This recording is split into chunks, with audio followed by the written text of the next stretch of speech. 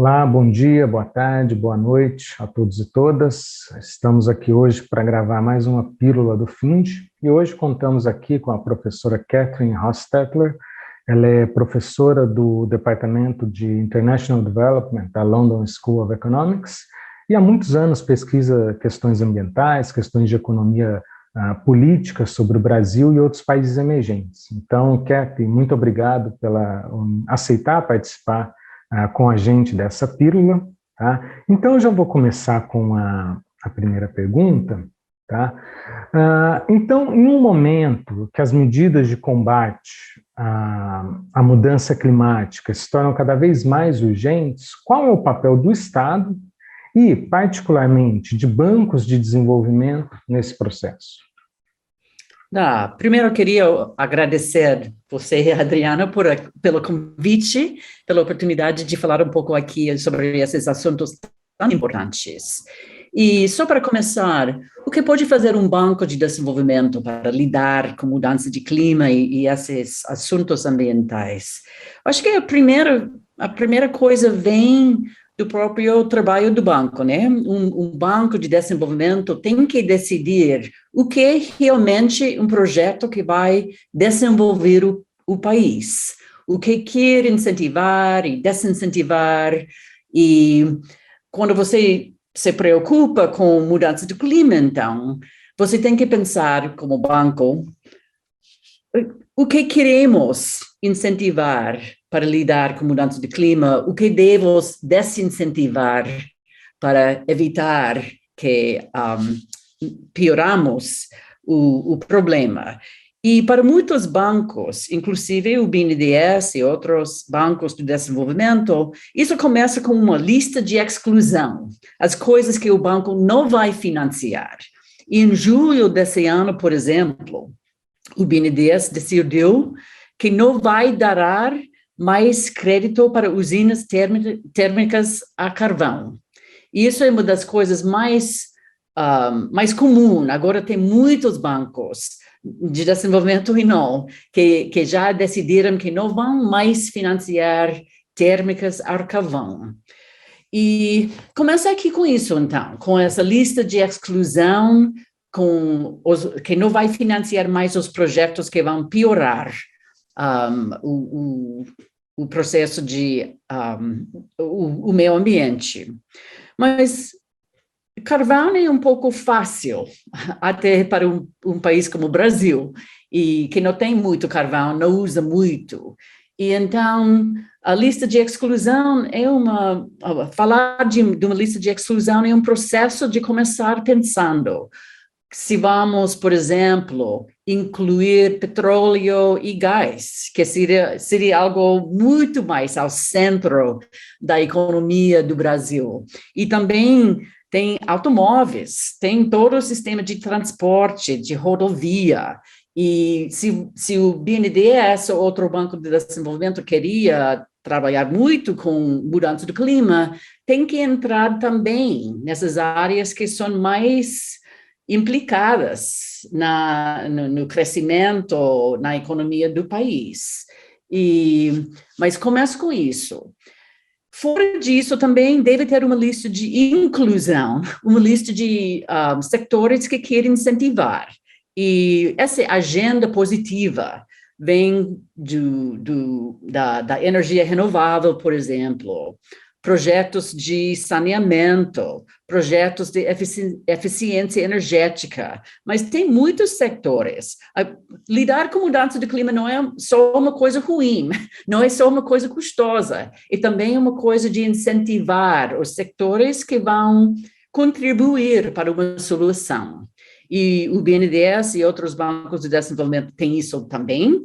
Tem também programas como, eu acho que não tem tradução em português para green bonds, a gente quase sempre chama de green bonds mesmo, mas essas formas de financiar de forma mais, com taxas de interesse menores, os setores que querem incentivar, são outro tipo de agenda positiva para lidar com mudança de clima.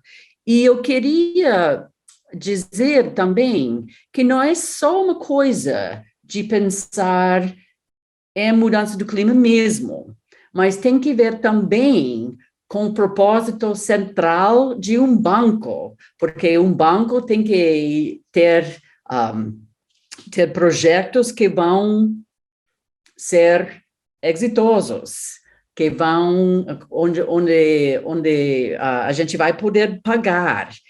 E isso é uma coisa que eu tive que procurar, mas tem um conceito que chama ativo encalhado.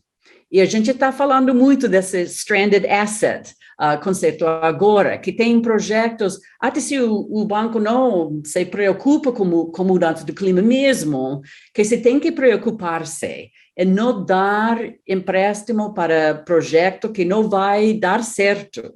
E se você financia muito, por exemplo, óleo e petróleo e gás, e depois em 10 anos vem algum novo acordo de mudança do clima que não deixa produzir esse produto, você vai ficar com esse ativo encalhado. E o banco tem que preocupar-se em pensar em quais são os projetos que não vão dar certo, ou pelo fato dessa possibilidade de nova regulação, ou também pelo fato de que a mudança do clima mesmo pode mudar o mundo físico de uma forma de que algum projeto não vai dar certo. E nisso, por exemplo, você tem que pensar num lugar como o Brasil sobre as hidrelétricas, porque eles dependem muito de um regime de umidez, de chuva, e isso depende também do clima. Mas agora vocês veem já no Brasil que muitas dessas hidrelétricas muitas vezes não tem bastante água, não tem bastante chuva, e então o papel de um banco é pensar também sobre esses fenômenos mais físicos que vão mudar a trajetória do projeto. Pode ser que agora, em 2021, parece como vai ser um bom projeto, mas daqui a 10 anos, quando vem a mudança do clima, quando vem os problemas com isso, que esse projeto não vai funcionar mais. É muito interessante mesmo, Cat. Essa questão é que a própria mudança climática pode, como você falou, tornar bons ativos em maus ativos, né? E o banco ter perdas pensando nisso, né? É uma questão bastante importante de ser enfrentada, não só pelos bancos de desenvolvimento, mas, como você falou, qualquer tipo de banco, né? E, Kathy, a outra coisa que eu queria perguntar é um pouco falar sobre uma visão externa do Brasil, né? Então, assim, nos últimos anos, o que a gente tem visto é uma mudança na atuação tanto doméstica como internacional do Brasil nas questões ambientais, né? Então, domesticamente, a gente tem uma mudança nas questões de fiscalização, um avanço do desmatamento na Amazônia. Então, hoje, dia 19 de novembro, foram divulgados novos dados que mostram um avanço, né? Então, essas mudanças, elas estão afetando a visão internacional sobre o Brasil, né? Então, hoje o Brasil é considerado um Estado, um país que contribui positivamente para o debate nos fóruns internacionais? É uma boa pergunta, porque nisso eu faria o que você mais ou menos falou, é dividir um pouco o Brasil do governo Bolsonaro, porque eu acho que o mundo vê uma diferença. E quando a gente fala do Brasil mesmo, o Brasil sempre tem sido um país sério nas negociações do meio ambiente, clima, mas também biodiversidade.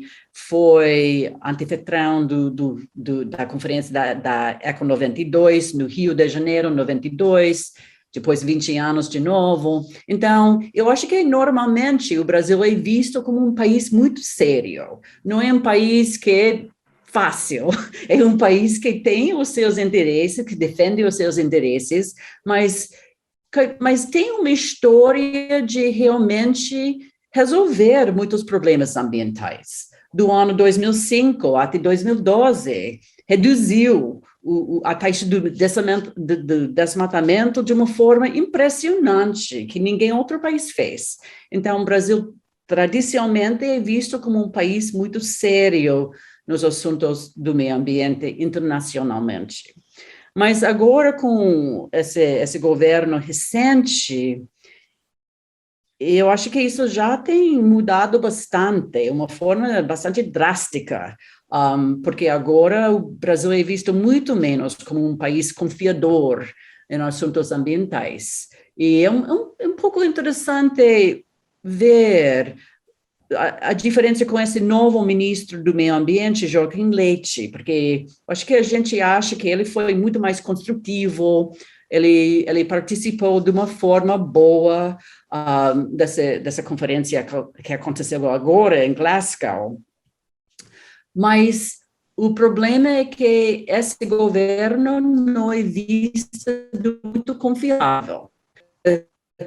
Diz as coisas mais ou menos corretas, os dados de desmatamento está crescendo muito e o governo já sabia e participou por 2 semanas lá em Glasgow sem notar que a taxa de desmatamento era ainda pior do que antes. E essa forma de participar não é muito confiável. Eu acho que não é só nas conferências internacionais onde isso vai ser um problema para o Brasil, mas ainda mais na área de comércio internacional, quando o Brasil quer vender os seus produtos agricultores para países da Europa, por exemplo. Esse fato de que o Brasil tem agora pouca credibilidade na área de desmatamento, mas que tudo, isso vai ser um problema para a participação comercial do Brasil. Tá certo, Ketty. Acho que é isso uma questão bastante preocupante mesmo, né? A gente tinha uma política de Estado, mas mesmo que seja lentamente, os governos podem alterar uma política tradicional e que vinha sendo consistente, né? Então, é contar com os freios, não só domésticos, mas externos também, que a gente possa ter nessa questão que, enfim, passa longe de ser ideológico ou política, né? É questão simplesmente no limite de sobrevivência mesmo. Tá? Então, Ketty, eu agradeço novamente sua participação, tá? Acho que foi uma conversa bastante construtiva, tá legal? Então, muito obrigado. Muito obrigada a você.